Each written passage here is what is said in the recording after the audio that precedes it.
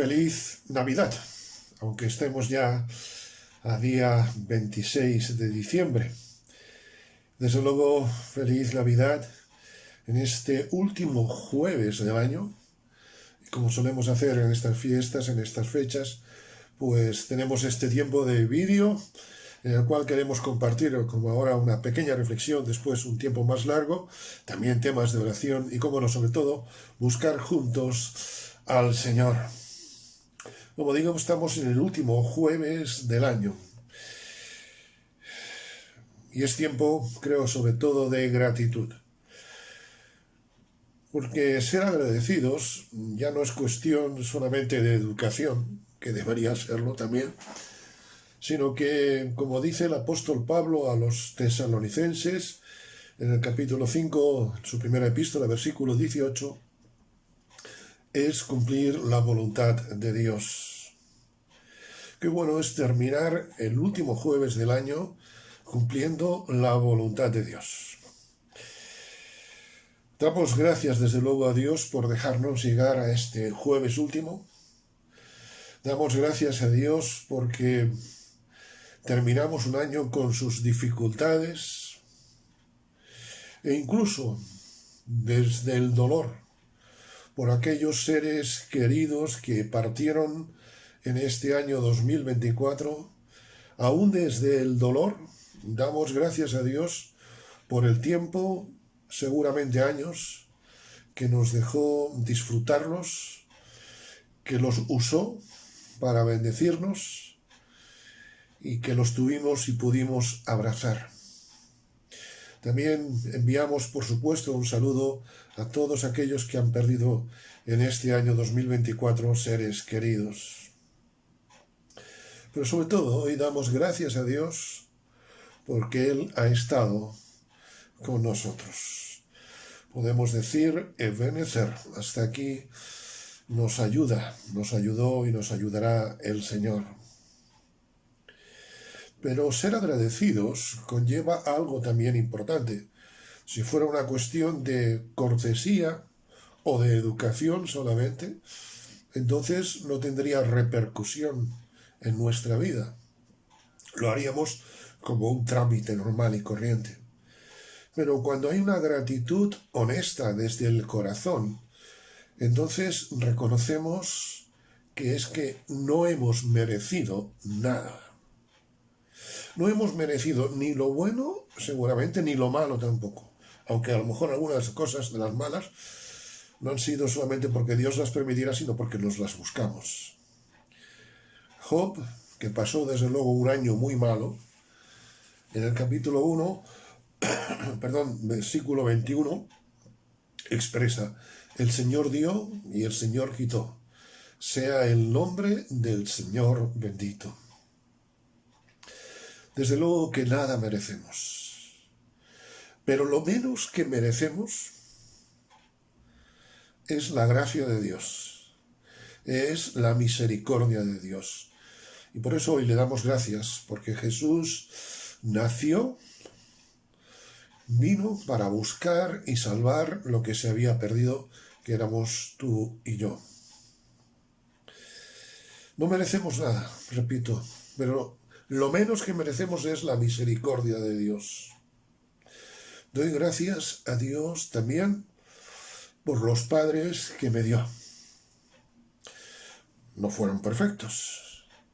Y me siento honrado y orgulloso de los padres que tuve. Pero sobre todo hoy quiero darle gracias a Dios porque soy hijo de Él. No todas las personas son hijos de Dios, y podríamos leer ahora, y no lo vamos a hacer, Juan capítulo 1.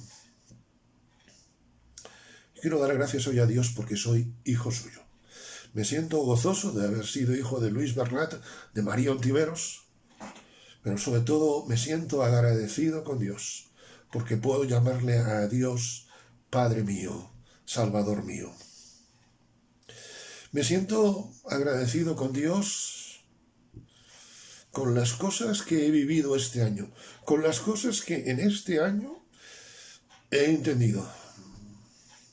Pero por fe le doy gracias a Dios por las cosas que no he entendido que quizá nunca entenderé, pero que Él ha permitido en mi vida.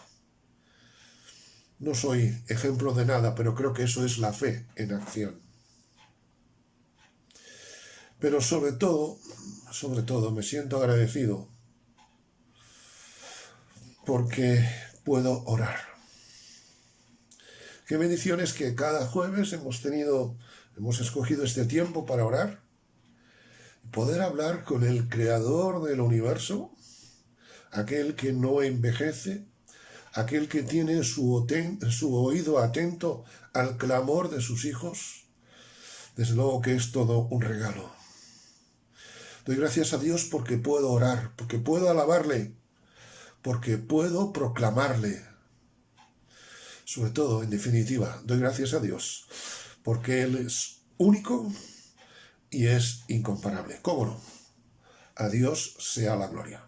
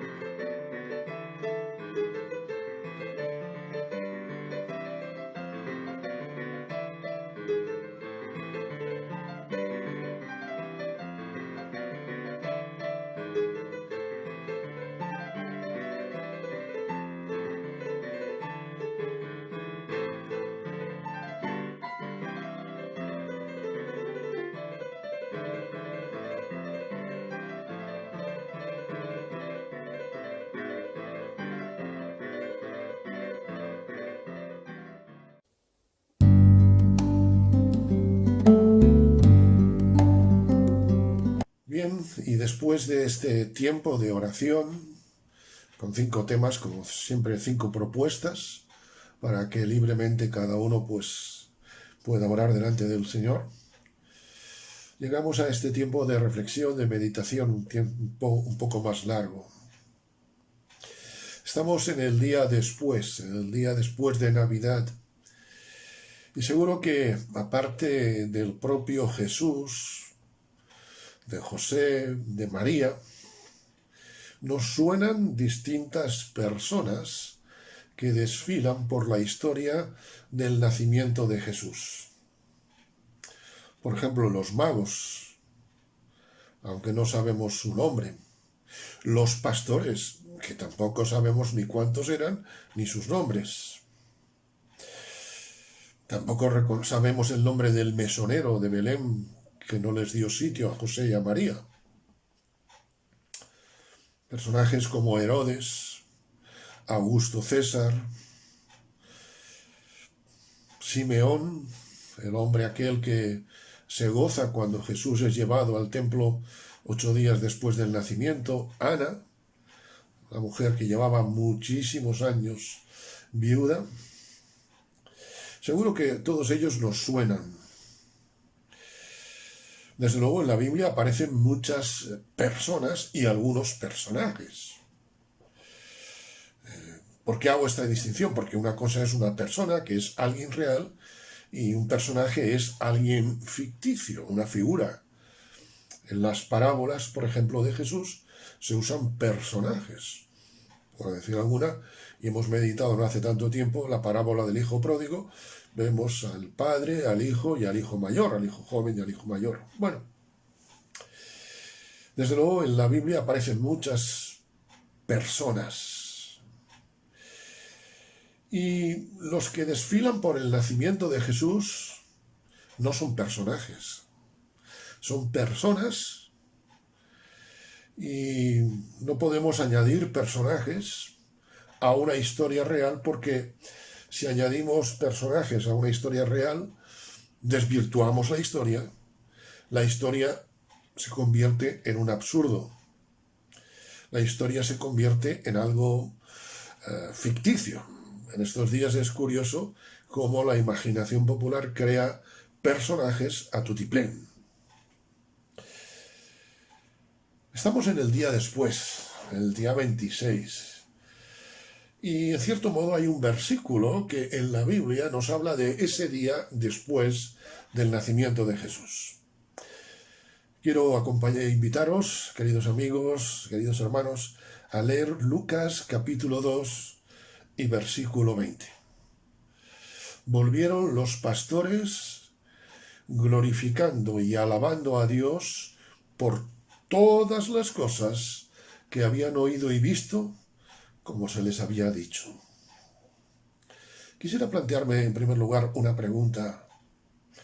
¿La Navidad es una historia lejana o es una historia cercana? ¿Es una historia lejana para mí porque hace 2000 años? ¿O es una historia cercana a pesar de los 2000 años? Por supuesto que para todos nosotros es una historia lejana en el tiempo. Es curioso, no volvemos a saber nada más de los pastores en toda la Escritura, igual que tampoco sabemos más de lo que nos dice Mateo capítulo 2 acerca de los sabios de Oriente. Como decía, no sabemos ni cuántos pastores eran, ni sus nombres, pero para ellos, dice el texto, que volvieron glorificando y alabando a Dios. Para ellos la historia de Navidad fue una historia cercana, intensa. Porque al igual que David, en ninguno de sus salmos hace referencia a su lucha y victoria con Goliat, para los pastores, el centro de lo acontecido no era su historia, sino que el centro de todo era Jesús. Y mal asunto si Jesús no es el centro de la Navidad. Mal asunto si la historia de la Navidad está compuesta de anécdotas, porque entonces no es historia. El centro de la Navidad es Cristo. El centro de la Navidad es Dios haciéndose hombre, humanándose en la persona de Jesucristo. Dice nuestro texto que volvieron glorificando y alabando a Dios. No como una experiencia pasada, no como una vivencia de hace unas horas, no como un buen recuerdo, sino como una experiencia que tiene repercusión en su vida. Daban gloria a Dios. No daban gloria a haber sido elegidos para ese momento histórico sin igual. Seguramente si se me aparecen a mí los ángeles, seguramente si yo vivo esa experiencia, estaría toda la vida con un cartelito aquí presumiendo. En vez de la pajarita que me he puesto hoy, llevaría un cartel aquí, yo viví la Navidad. No daban gloria a los ángeles por la experiencia que habían tenido. Óigame, yo no sé tú, pero a mí me pasa una cosa de esta y me quedo agradecido a los ángeles de por vida. ¿Cuánto tengo que aprender de los pastores? Porque no alabaron la historia, sino alabaron al Dios de la historia. Glorificaron a Dios porque Dios es más grande que la historia. Han pasado unas horas, ahora tienen que volver a cuidar sus rebaños. Compañeros suyos han quedado con ellos. Y podrían decir los pastores, bueno, ya ha pasado esto, ahora pues a volver a nuestra realidad. Hay una frase que se usa muchas veces después de fiestas de navideñas, que dice, algunos, ya pasó la Navidad, ya podéis volver a ser malos. Algunos dicen esto. Ellos no solamente volvieron a su realidad, sino que volvieron transformados. Porque estar con Jesús transforma nuestras vidas, aunque volvamos a nuestra realidad diaria, a nuestra situación, quizá de problemas, de enfermedades, de dificultades, también de alegrías, que caramba. La historia pasada, no importa si unas horas o unos años antes, era actual para ellos porque impactó no como una anécdota, no como algo grande, grandísimo, sino como algo que tuvo repercusión en su vida. De hecho, si nos fijamos durante el ministerio de Jesús, todas las personas con las que Jesús se tropezó, valga la expresión, fueron impactadas de una forma u otra, y cada uno escogió lo que buenamente quiso. Si pasa la Navidad y no glorificamos ni alabamos a Dios el resto del año, es que Navidad es una historia lejana, una historia ajena, una historia pasada. Acabamos de proponer una serie de temas de oración, de gratitud. Y en este último jueves de año, donde damos gracias a Dios por tantas cosas, hemos de darle gracias a Él, porque no solamente nació, sino porque vive en el corazón de aquellos que le buscamos. Pasa Navidad. ¿Y ahora qué? Ya que debe ser una historia cercana como para los pastores, una historia actual como para ellos, Navidad ahora debe traducirse en mi vida.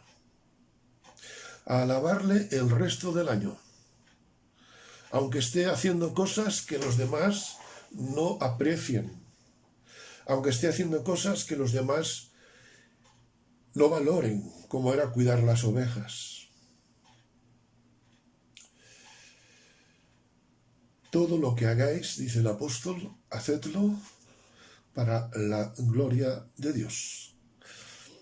Porque si en Navidad no damos gloria a Dios, en el resto del año ya te quiero contar. Y si en el resto del año no damos gloria a Dios, en Navidad tampoco le estaremos dando a Él. Porque la alabanza y la glorificación a Dios no es solo para unos días, no es solo para unas fechas, sino que es para toda la vida. Porque precisamente cuando estemos en el cielo, cuando estemos en la eternidad cara a cara con Dios, en el cielo va a ser un sitio de alabanza. En cierto modo, cada vez que alabamos y glorificamos a Dios, estamos disfrutando de las bendiciones del cielo. ¿Ahora qué? Navidad. Al volver a mi vida diaria, cuando ha pasado este espíritu navideño, que así se dice en muchos sitios, ¿cómo debo vivir? Pues como hicieron los pastores. Los pastores tuvieron que volver a ordeñar ovejas, tuvieron que volver a esquilar ovejas, tuvieron que volver a la vida normal, seguramente en lo alto de la montaña. Pero no es lo mismo estar en medio de nuestro trabajo que tener a Dios en medio de nuestra vida, aún en medio de nuestro trabajo.